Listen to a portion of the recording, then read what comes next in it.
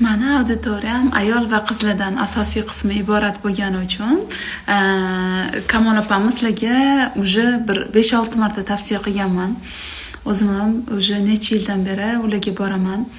Yaqindagina bitta tanishimda ham jenskiyda muammo bo'lgani uchun Kamol opam oldilariga borganda уже xursand bo'lib menga yozib yuboryapti-da. Anaqami vaginoplastikami shu operatsiyasini u jenskiy operatsiya qilish kerak deb mendan so'raganda ularni tavsiya qilganimda borib уже qildirib natijalar ko'rib уже xursand menga yozib yuboribdi. O'shaning uchun auditoriyamga ham yana bir marta aytmoqchiman. Ana kunlar ham direktimda rosa so'rashganda ginekologingiz kimga borasiz deb.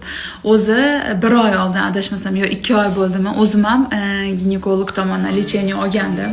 Polniy analizlar topshirib, UZIlarga tushib, hamma lecheniyalarni olib, xursand bo'lgan